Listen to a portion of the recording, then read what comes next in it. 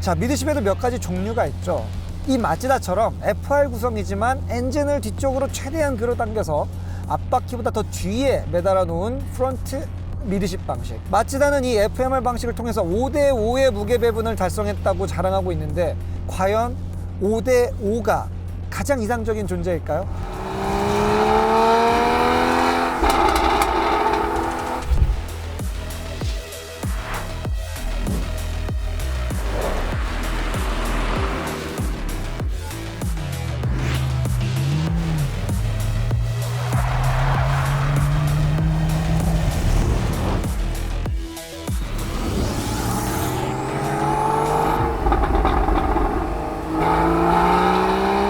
그에 대한 대답은 본격적인 이 미드십 모델 카이맨의 2.7 자연흡기 981 버전에서 찾아봐야 될 것 같습니다.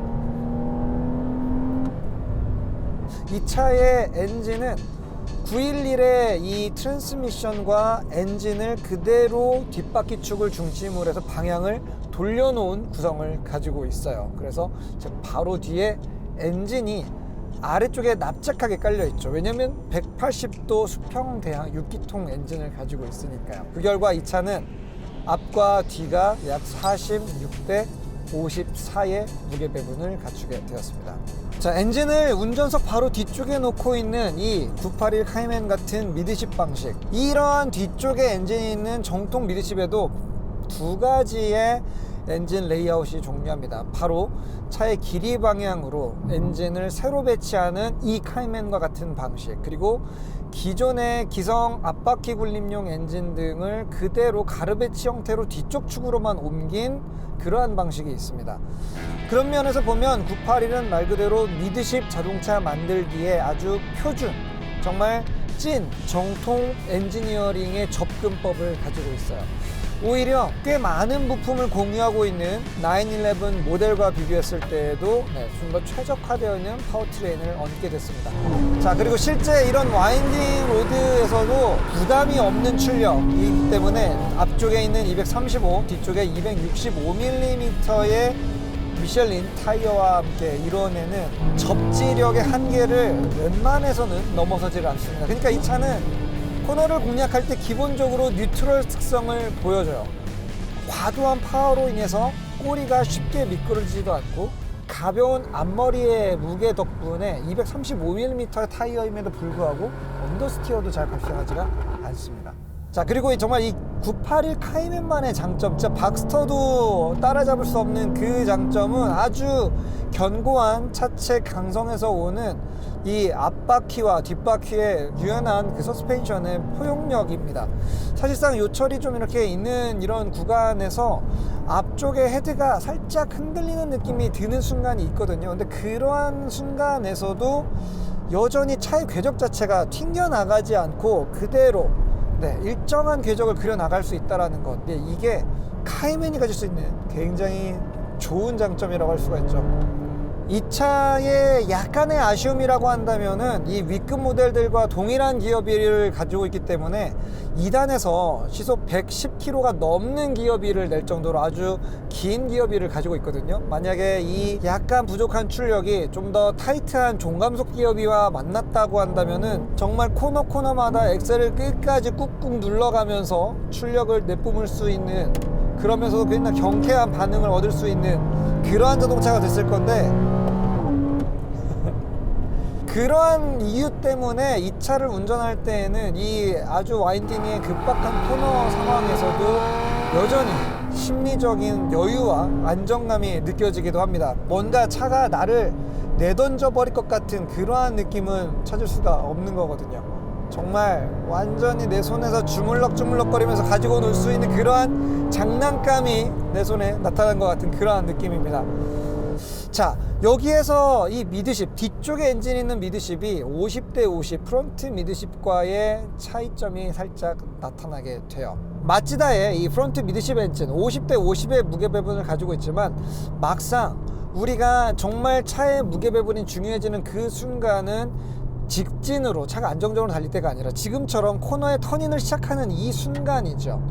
뭔가 차의 모션에 최초로 타이어가 짓눌리면서 방향을 바꿔야 되는 그 부분이 무게 배분이 굉장히 중요해지는 순간이 됩니다. 그런데 5대5에 있는 차량들은 코너에 진입하는 이 순간 대부분은 보통 감속을 하거나 엔진 브레이크를 쓰면서 터닝을 하게 되죠. 그렇지 않다고 해도 사실상 운전대를 꺾는 것만으로도 전륜에서의 주행 저항이 나오기 때문에 자연스럽게 노즈다운으로 하중이 넘어가게 됩니다. 분명히 맨 땅 위에 저울 위에서 50대 50이었던 그 무게 배분은 이제 코너를 들어갈 때 정말 서스펜션이 본격적으로 일을 해야 되고 하중 이동이 시작돼야 되는 그 순간에는 지켜질 수가 없다라는 얘기인 거죠. 그렇기 때문에 약간 5% 정도가 후륜 쪽으로 넘어가 있는 이런 미드십 구조들 45대 55, 46대 54 이 정도의 비율을 가지고 있는 무게 배분이 실제 터닝으로 들어가는 살짝 제동을 걸고 혹은 앞쪽에 슬립 앵글로 인해서 약간의 감속력이 발생할 수밖에 없는 그때의 상황에서 비로소 완벽한 5대5의 영역으로 무게 배분을 맞춰주기가 유리해진다는 겁니다. 코너를 진입할 때의 무게 배분은 그렇다고 치고 그렇다면 코너를 빠져나갈 때의 상황은 어떻게 될까요? 자, 여기에서는 미아타와 카이맨 이 각각 두 대의 차량들은 서로 고유한 아주 좋은 위치에 들어가 있다고 할 수가 있습니다.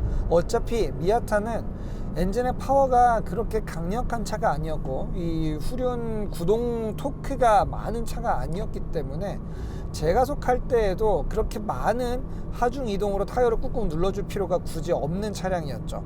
하지만 이렇게 이제 275마력 정도 되는 토크가 거의 30kg 정도에 달하는 이러한 본격적인 대배기량 엔진으로 6기통 버전으로 올라오게 된다면 그때는 과도한 토크로 인해서 코너 탈출 때의 뒷바퀴가 견뎌내야 되는 접지력의 한계 부분을 금방금방 도달하게 됩니다.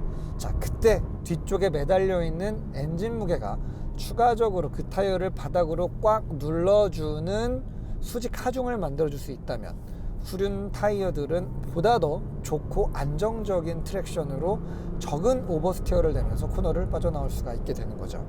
물론 미아타는 그 작은 출력으로도 코너 탈출 때마다 코너 진입 때마다 아주 일관적인 오버스티어를 만들어내긴 했습니다. 반대로 이 미드십을 가지고 있고 그리고 아주 적당한 출력을 가지고 있는 카이맨 2.7 같은 경우에는 코너 진입도 뉴트럴, 코너 중간도 뉴트럴, 그리고 코너를 빠져나갈 때도 뉴트럴 성향을 보이게 됩니다. 자, 그럼 수평대항의 세로 배치 엔진 말고 정말 가장 양산형으로 많이 쓰이는 FF 방식용으로 쓰는 가로 배치형 4기통을 뒤쪽에 얹은 그런 미드십 차량의 움직임은 어떨까요? 알핀 A110으로 넘어가 보겠습니다. 경량 200마력대 미드십 스포츠카 바로 알핀의 A110입니다. 아우디가 쿼트로 기술을 앞세워서 1980년에 이 랠리 판도를 완전히 뒤바꿔 놓기 전까지 그 직전에 70년대에 알핀의 A110이라는 이 차와 동일한 이름을 가졌던 사실상의 이 차의 아버지라고 할 수 있는 그 모델이 랠리계를 한번 뒤흔들어 놨던 센세이셔널한 그러한 모터스포츠 결과를 만들기도 했습니다.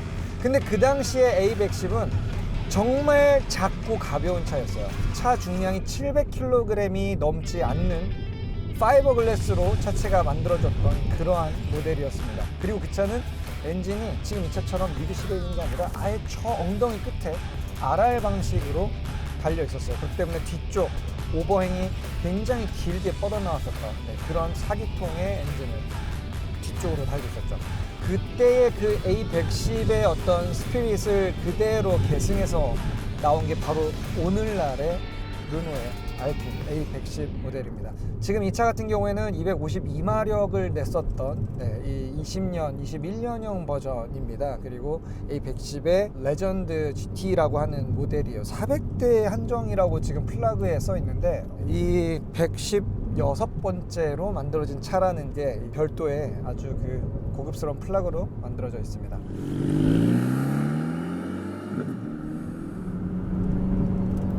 진짜 이 앞쪽 바퀴에 얹혀져 있는 하중이 느낌으로는 한 300km나 400km 이하일 것 같은 아주 사뿐사뿐한 느낌이고요.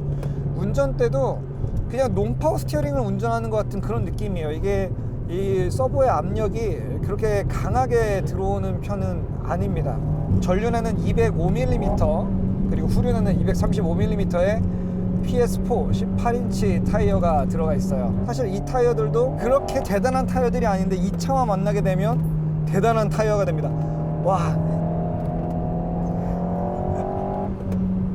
4개의 바퀴가 한 덩어리의 느낌으로 차를 바닥에 눌러주는 건 아니에요. 그런데 4개의 바퀴가 진짜 독립적으로 정말 유기적으로 이 노면의 스트로크들을 알아서 자기가 아주 여유있게 다 개별적으로 각계 전투를 멋지게 하는 그런 모습들이 인상적입니다. 그러니까 뭔가 카이맨하고도 이게 느낌이 다르거든요. 카이맨 같은 경우에는 사실상 한 덩어리가 되어서 4개의 바퀴가 일사불란하게 움직이는 느낌이라면은 얘는 각각의 뇌가 달려 있어서 이건 내가 처리할게 서로 4개의 바퀴가 수시로 바쁘게 대화를 하면서 이 차의 모션을 만들어주고 있어요.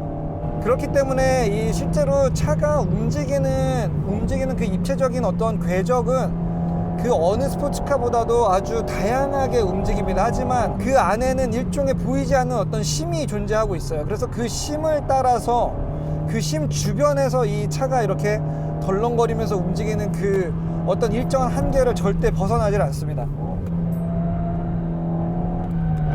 네. 가볍게 이 노즈 쪽을 들어주면서 터닝을 하게 되면은 아주 자연스럽게 오버스티어를 쉽게 유도할 수가 있습니다. 정말 군더더기 없는 움직임이에요. 아무리 이렇게 노면에 굴곡이 많은 이러한 구간들을 고속으로 가속을 하면서 치고 지나간다고 해도요, 이 차의 이 앞쪽 서스펜션은 그냥 무심한 듯 그 모든 어떤 요철들을 팡팡팡 그 위쪽으로 뛰어넘어 살짝 위에 하늘에 떠서 거기를 지나가는 것 같은 그러한 느낌으로 합니다. 앞쪽의 무게감은 정말이지 가벼워요. 미드십과 리어 엔진 그 중간쯤 어딘가에 있는 그런 웨이트 밸런스가 체감적으로는 느껴집니다. 그래서 앞쪽은 아주 사뿐사뿐, 뒤쪽은 아주 묵직하게, 끈덕지게 바닥을 누르고 있는 이 느낌. 근데 이 느낌은 결국에는 911을 탈 때 제가 좋아했던 딱 그 느낌이거든요. 뭔가 매끈한 트랙이나 서킷 이런 곳보다는 좀 더 울퉁불퉁한 약간 이런 타막 랠리 스테이지 같은 이런 길로 가고 싶은 그런 느낌이 들어요.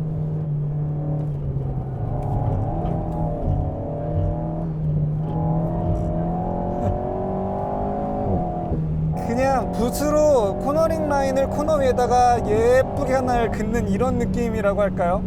약간의 이 엑셀 컨트롤 조작만으로 코너 진입할 때 예쁜 뉴트럴 라인들을 만들어낼 수가 있습니다. 아마 미아타였다면은 저기서 엄청난 오버스티어를, 케이맨은 너무 정중하게 뉴트럴에서 느릿느릿 성향이 움직이는 이런 부분들인데, 지금 각기의 이 미드십 차량들의 특징들이 확실히 캐릭터 차이가 다르게 구분이 되고 있어요.